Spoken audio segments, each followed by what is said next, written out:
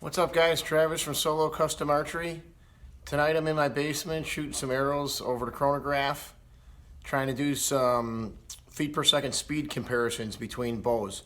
Got my new synthetic foam and carbon limb recurve that I want to compare against my other wood and glass recurves, and then I figure I'd throw a couple longbows in the mix too, just to see what the difference in different bow designs is in feet per second speed, if it matters. You know, traditionally thinking recurves are faster than longbows. You know, the less reflex in a longbow, the slower it'll be. That's common knowledge, but we'll see what the truth is.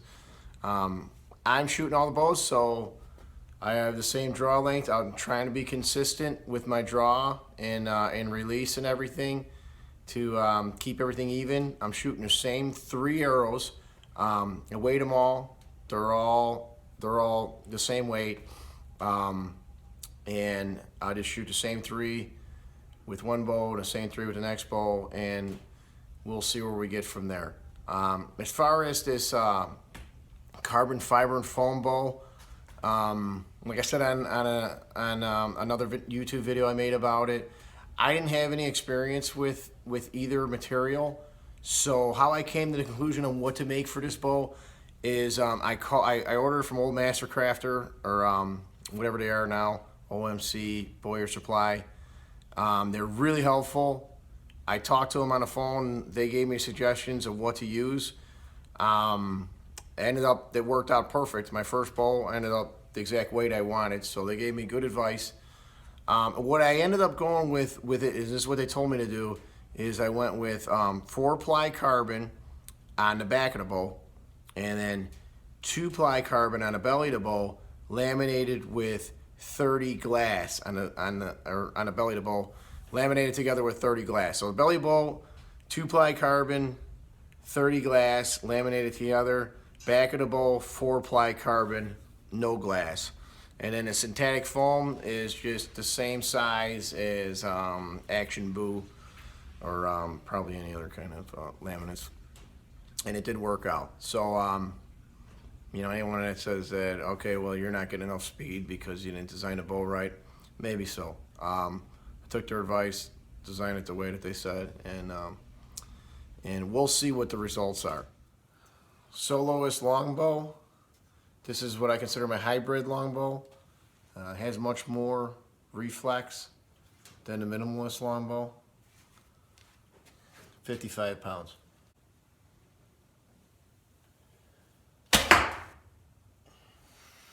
$188.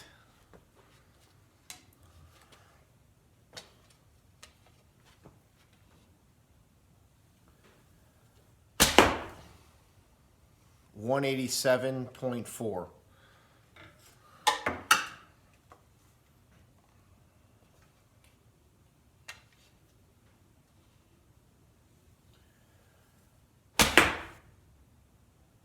$180.6. Next up, minimalist longbow, standard reflex deflex longbow, 55 pounds.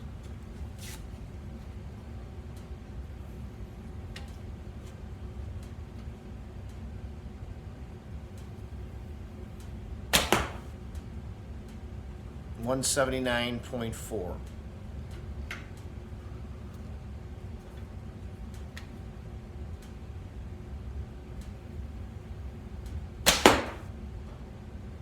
$176.0.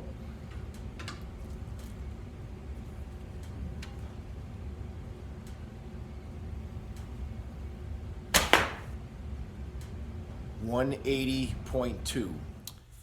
Adventures recurve, carbon fiber and foam limbs, 55 pounds.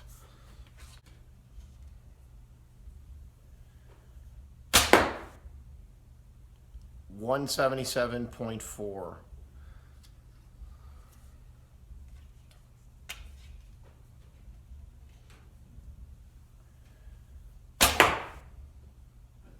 $177.0.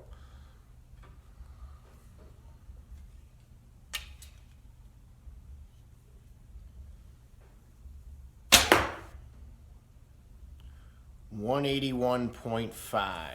We have an adventurous recurve, 55 pounds, wood and fiberglass limbs.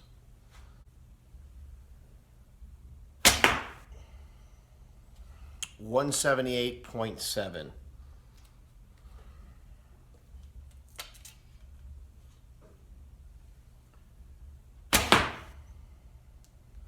$182.7.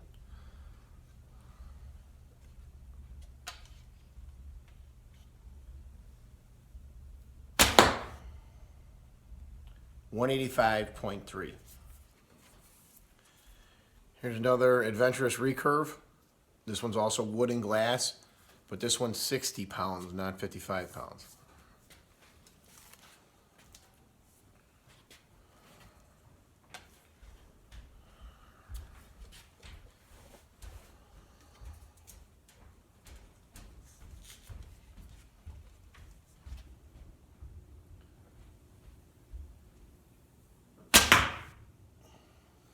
$192.6.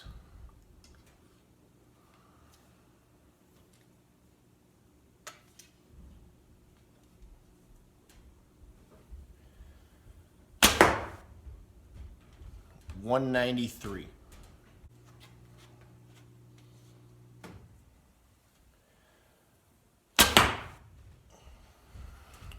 $193.3. Okay, so that was interesting. I can't say I'm really surprised. To be honest, it's what I expected. There's not much difference in anything when it comes to bows. I mean, as you can see between longbow and recurve, not a big noticeable difference. The traditionalist longbow was a little behind there. I mean, the minimalist longbow. I didn't shoot the traditionalist today. And that's as expected.